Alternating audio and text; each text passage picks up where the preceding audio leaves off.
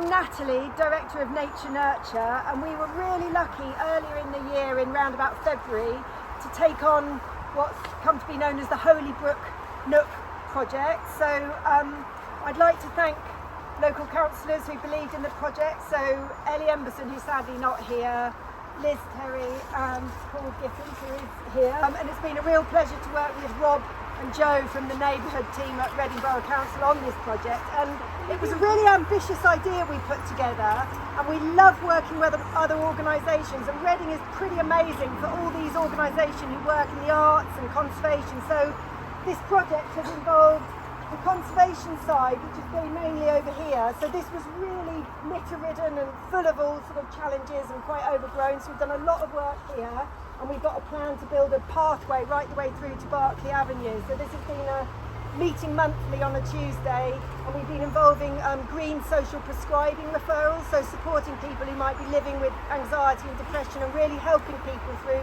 being active in the natural environment here. There's a really big public art element, so some of you might have seen the mural in the underpass, so if you haven't seen that yet, I really recommend you take a look there. That was with Commander Ewan still.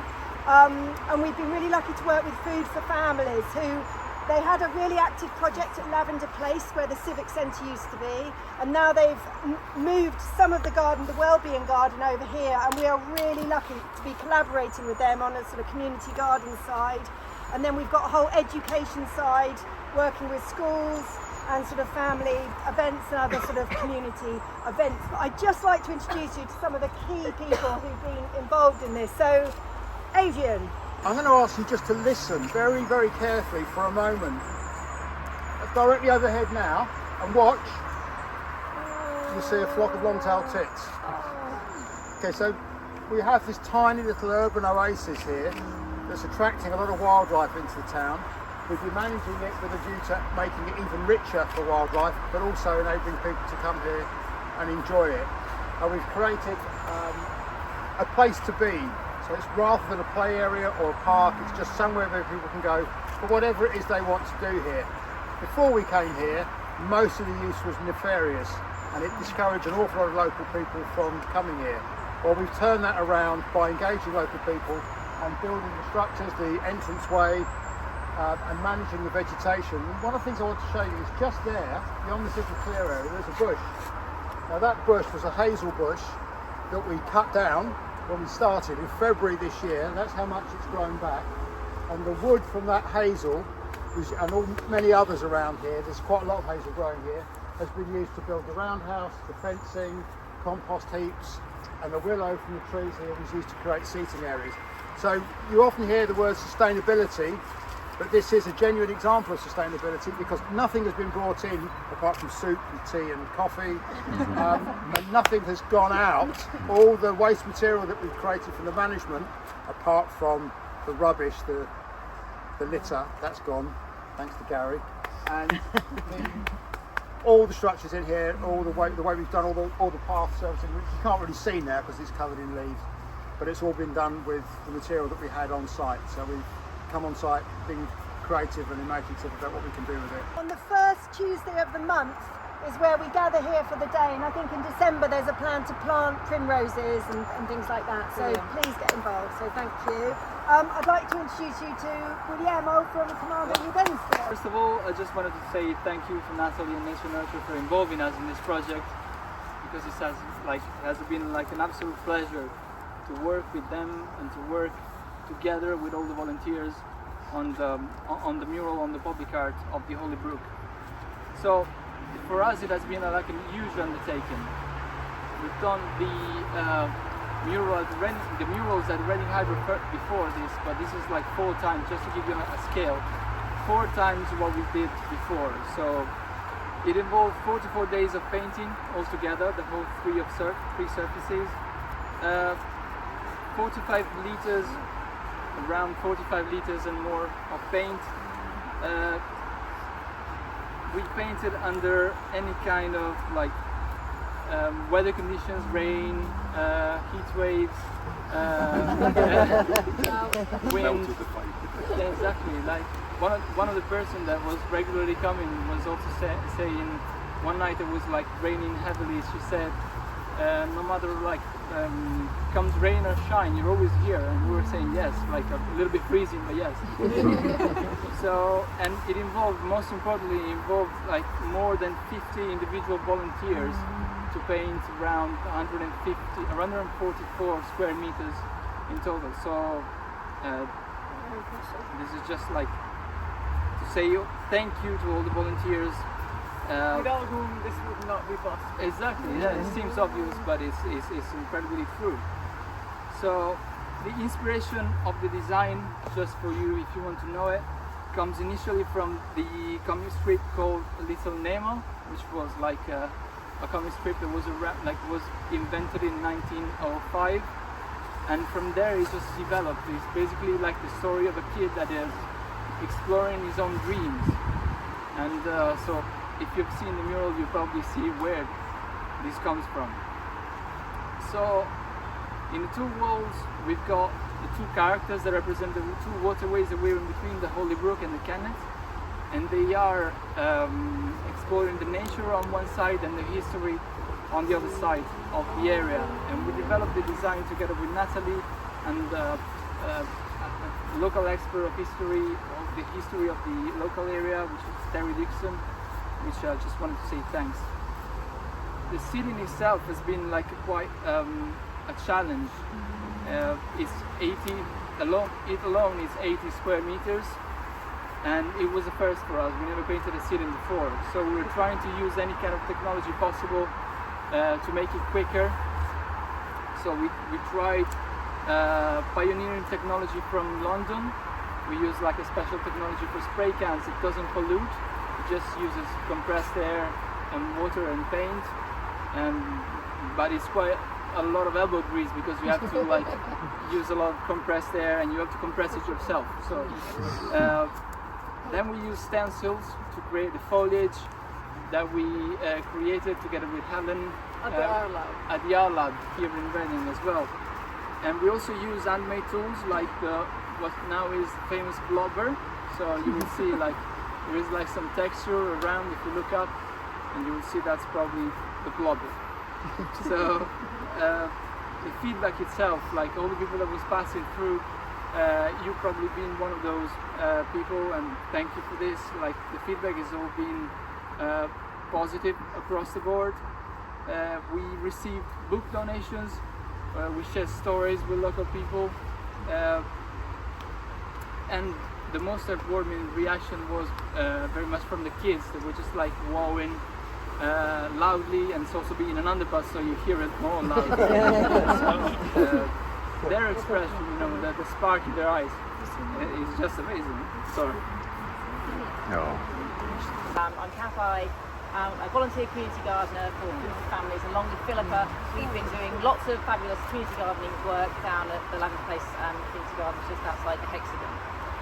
But first, I just want to say a huge congratulations to Nature Nurture and everybody that's been involved in making the Nook the fantastic green space that we're all standing in today. And for the people of Coley. I myself am a Coley resident. I've been in the Coley area for the past 15 years, and I just love how green this area is and how people come together to live and share in those green spaces. So you've made a fantastic addition to the people of Coley here. So thank you so much. Thank you also so much for allowing us to bring our wellbeing garden over from Lavender Place. This was something that we established in the gardens a couple of years ago, and we really wanted to try and make it a very calm and nurturing space for people to come and sit and sort of enjoy some of the plants and sort of smell some of the different fragrant things that we had in there, as well as enjoy some of the fruit and veg that was growing in there. So there's a little bit still growing in the wellbeing garden over there that's just behind you. And I think if you want to go and sort of sample a few things like rocket or some dill herb, then there's some little tasty treats for you there today. But we've also been doing lots of other things, and Philippa's been really involved in some of the activities down here at the Nook, and what we're going to be doing in the future. Yeah, okay, so we've got those beds, and we're planning about 8 more vegetable beds going that way. So that will be for the community to use, and it will be for the schools. Each school will have a bed, and also the drop-in play group we do once a month. The children there will also have a bed so they can design, plan, and look after. We also want parents to be involved and the community to be involved. So if you're interested, you can sign up, or just keep an eye on the website for Community Families. And it is, the aim is to be a food growing happen. So it will be for the community to enjoy the lunch food, enjoy and create a beautiful biodiverse garden. It's my friend and local resident Gary Stone. Good afternoon, ladies and gentlemen, and little ones who will be the guardians of this lovely thing that's been created here. I'd just like to say a few things. When I moved into this area just over 25 years ago, this was just an old run-down railway yard with lots of broken, burned old cars and bits and pieces and junk, but it was still kind of nice in another kind of way. But the last few years, and what Natalie and Nurture and Nation, all these other lovely people have got involved with, it's really transformed the area, and I believe that positive images will push away negativity with antisocial behaviour. And I just say the last 6 to 7 months to a year, I've noticed the morale in the community, like people are coming out and talking to each other, and it's really nice. And I'd just like to say, it's just fantastic. And I could get a bit upset myself. I try and keep it. I've incorporated in my job role and working for Edinburgh Council in the street care team. I've incorporated my role to come in and make sure there's no hypodermics from the antisocial behaviour and all the rest rubbish and stuff, and try and keep it nice. But yeah, fantastic, and thank you all for coming, and it's lovely. It's just hope we can keep it going. Thank you. So I just want to thank all of you for coming and getting involved, because without all of you, without the local people and the schools, I've been working in the schools and getting them out here, getting them involved and pop up and play, and without all of the people who partnered, without Natalie, without each of you, without Gary coming and clearing it up on a Saturday when I'm like, quick Gary, we've got a group of kids coming down.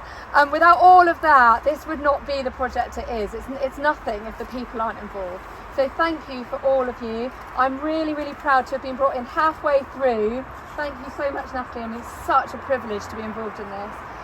It's just the best job in the world to bring the kids down from school and show them around, and it's so inspiring to see everyone getting involved together, bringing all of their own different skill sets, bringing, you know, their voices from the community, the history that we've got. You know, it's just unbelievable. So thank you.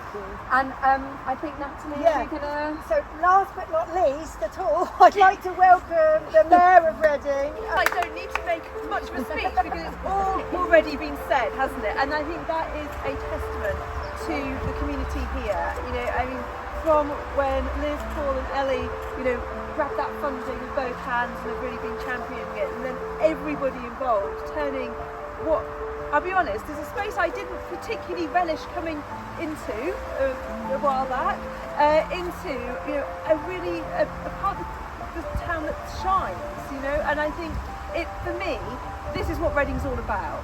You know, and projects like this is what life's all about. You know, life is pretty tough for a lot of people at the moment, but that's not what life is about. Life shouldn't be about just sort of struggling to get by and trying to find the last few pennies to pay your heating bill.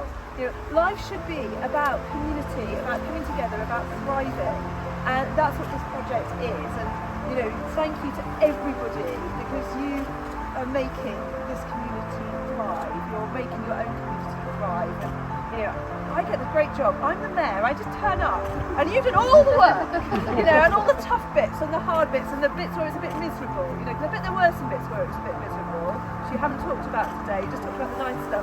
But I bet there were some bits where it was tough and you weren't sure it was going to come off, or it was just hard. And so I get to turn up, and you've done all the amazing stuff, and I get to open it.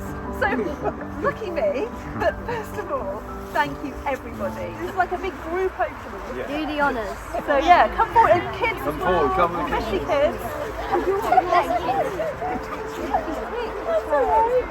Right, I need lots of assistance. We need to pull it We want a child, we want a young person.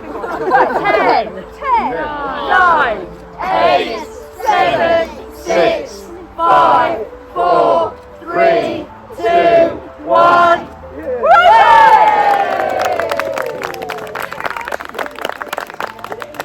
Well, let's go in.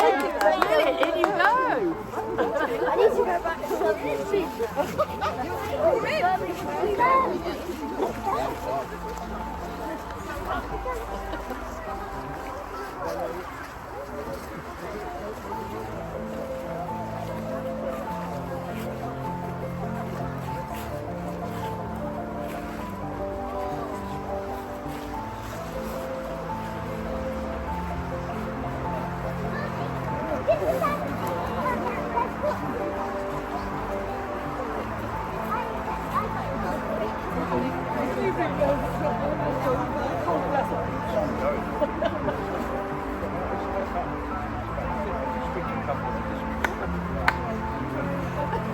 Well, I can't do it.